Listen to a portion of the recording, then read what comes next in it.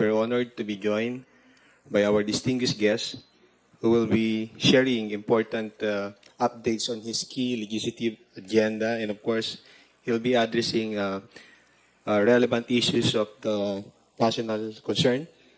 Allow me to introduce our guest speaker for today, the Honorable Attorney Shell Jokno, Representative of Akbayan Party List.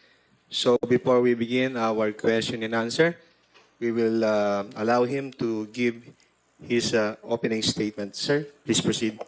Thank you very much. Magandang umaga po sa ating lahat at maraming salamat sa pagkakataon na ipakilala yung aking agenda at yung aking gustong gawin bilang isang mambabatas. I think my purpose here is can be summed up in one sentence: no children left behind. Ako po bilang isang ama ng 6 na anak at isang ama rin sa mga sumusuporta sa atin ng mga children sa iba't ibang sulok ng Pilipinas, ay talagang matagal ko na sinasabi na mahal ko sila. Pero ito na ang pagkakataon na ipapakita ko sa kanila bilang isang mambabatas na aalagaan at poprotektahan natin ang kabataang Pilipino. Palagay ko, there's no one in this room who does not share that value of loving our children.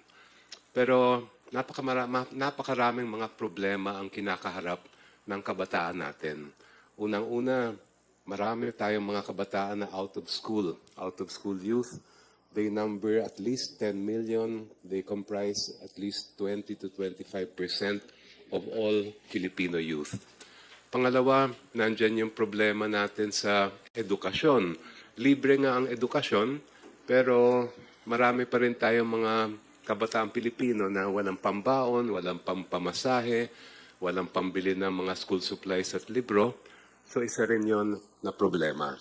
Nandyan din yung problema ng mga estudyante natin na gustong ilabas yung kanilang mga hinaing, mga saloobin, pero kuminsan ay hindi nila na-exercise yung kanilang mga karapatan at hindi naalagaan yung kanilang kapakanan.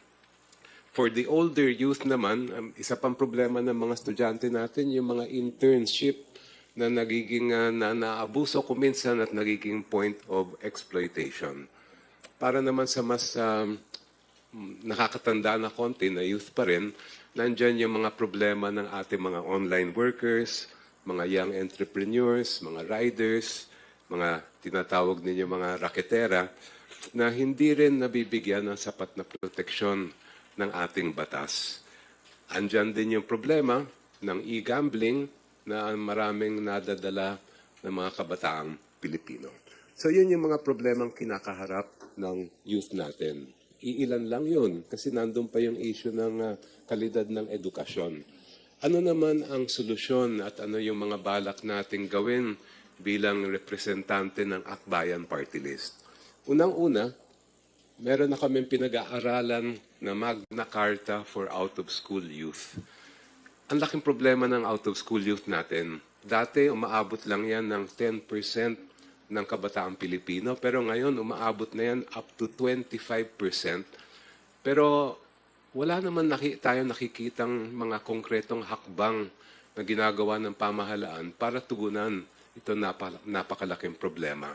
Pag hindi natin address itong problema ngayon, paano yan? Paano kung umabot ng 30, 35, 40, or even 50% ng youth natin ay out of school? O di wala nang kinabukasan silang kinakaharap na maganda. So, Magna Carta for out-of-school youth. Pangalawa, ito ay na-file na namin yung Students' Rights and Welfare Bill. Dahil sa tingin namin, kailangan pa ng sapat na proteksyon ang ating mga mag-aaral sa kanilang mga karapatan at kanilang kapakanan. Para naman sa mga interns, ang dami rin namin na tatanggap na mga reports tungkol sa para bang ginagamit sila mga empleyado pero hindi naman nababayaran. So we will be filing an Interns' Rights and Welfare Bill. For the online workers, entrepreneurs, riders, and raketeras, meron naman kaming ihain na POWER, POWERR Bill para maproteksyonan yung mga gig workers natin, yung mga online workers at iba't ibang mga sa ngayon ay hindi pa sila sakop ng mga proteksyon na nasa batas natin. As far as e-gambling is concerned, palagay ko na balitaan na rin ninyo, nakapag-file kami ng kontra isugal bill. Ang aming bill na ito ay it's a measure to provide very strict regulation against online gambling, which includes know your customer, strict protocols for all the online gambling platforms, among many other features. Babalikan ko lang yung sinabi ko nung una na no children left behind.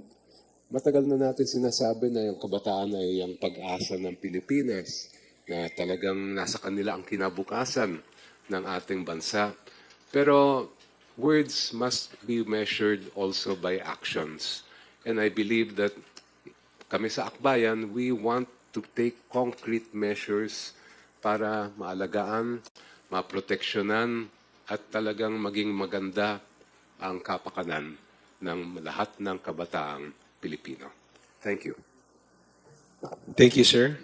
We will take the first questions from Tina Panganiban Perez of GMA 7. Good morning po, sir. In the latest... Sir, in the latest SWS survey, 66... Hindi naririnig.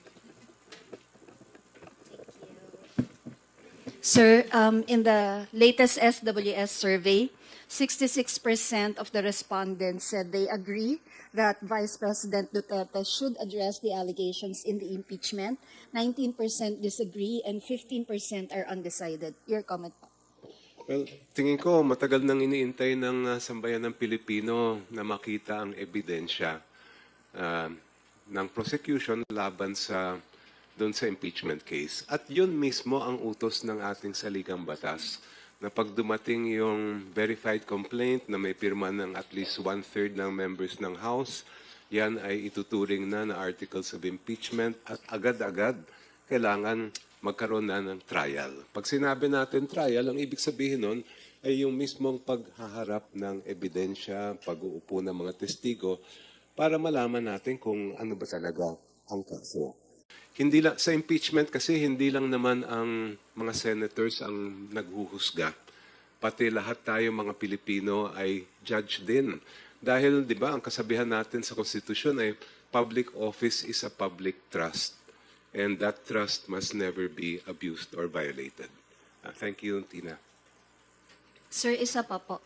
May impact po ba yung public clamor sa Senate Impeachment Court and sa Supreme Court? Well, tingin ko naman lahat ng mga nasa pamahalaan ay sensitive sa public opinion. Whether they will admit it or not, that is always a factor, especially for elected officials. Pero para sa akin, talaga yung dapat mangibabaw dito ay ano ba yung utos ng ating saligang batas? At sa akin, malinaw yon. Conduct the trial now. Thank you, sir. Thank you. Thank you, Tina. Mela Lismoras from PTV4 is now recognized. Hi, good morning po, Kong Jock, no?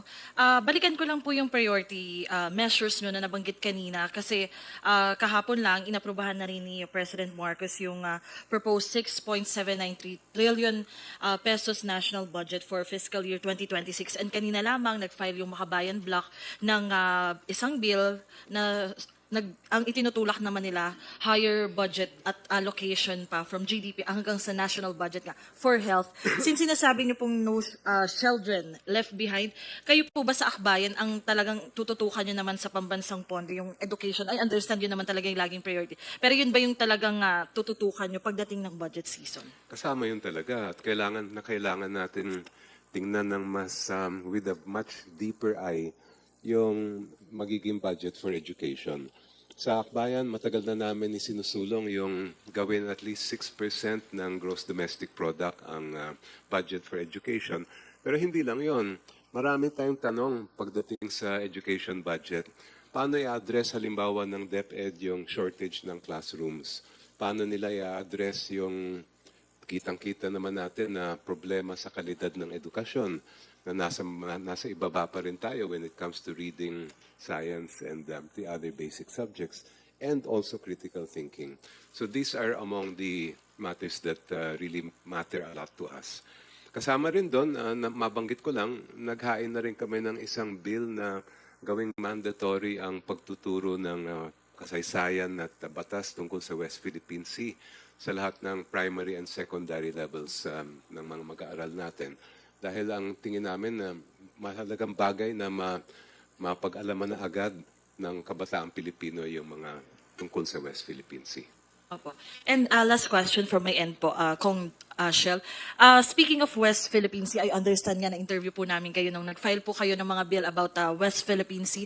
Kahapon po kasi nag-file naman ng resolution of both houses, number 1, si ako Bicol Party List Representative Alfredo Garbin.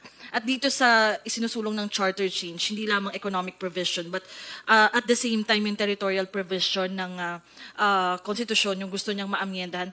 Kayo po ba, pabor kayo dito, given na isa rin kayo sa mga nagtutulak ng pagsusulong ng karapatan ng Pilipinas sa West Philippine Sea? Yung national territory daw yung mainly gusto niyang mas specify yung sa exclusive economic zone. At para sa inyo, okay po ba to? Well, klaro naman ang posisyon ng akbayan pagdating sa charter change. The time will come when we must revisit our charter, our constitution. The question is, ngayon ba yung panahon na dapat gawin yon?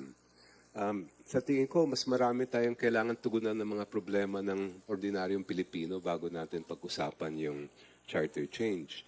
Nandyan yung sobrang pagtaas ng presyo ng bilihin at pagkain. Nandyan yung problema natin sa unemployment and underemployment, yung krisis sa edukasyon, access to healthcare. At yun ay mga bagay na must come first in terms of prioritizing what Congress will do. Okay, thank you po. Thank you, Mela. Earl Tobias from IBC 13 is next. Good morning po, Congressman Chel. Okay. Sir, sa kakabit ng SONA ni Pangulo ay yung mga pangyayari na mag-elect ng bagong liderato ng Kongreso. Pero ang isa po sa malaking inaabangan ay of course yung pagko-convene ng Senate Impeachment Court o yung pagsisimula na mismo ng pre-trial or trial proper. Sa araw na rin po na yon ay baka official na rin po kayong na-appoint sa plenaryo ng Kamara bilang House Impeachment Prosecutor. Sir, what's the ideal date for the Senate Impeachment Court na simulan agad after the SONA yung pagtalakay sa impeachment trial ni Vice President Sara Duterte?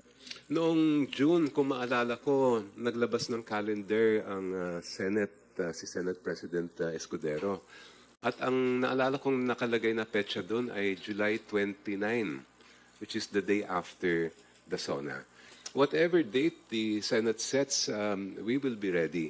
But of course, the sooner the trial begins, the better for the country. Kaya inaasahan namin na agad-agad magkakaroon na ng trial pagbukas ng 20th Congress. Sir, follow-up, should there be any tedious debate still on the Senate para lang masimulan yung impeachment trial? Wala na dapat.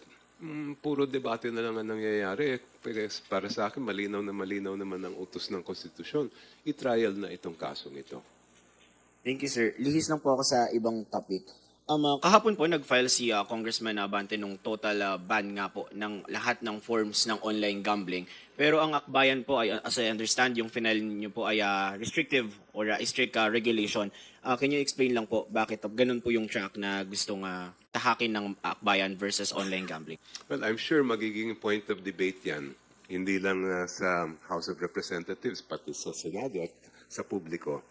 Yung isang issue kasi dyan ay pag ginawa natin yung total ban, ang isang malaking maaring mangyayari ay totally mag-underground itong mga online gambling platforms.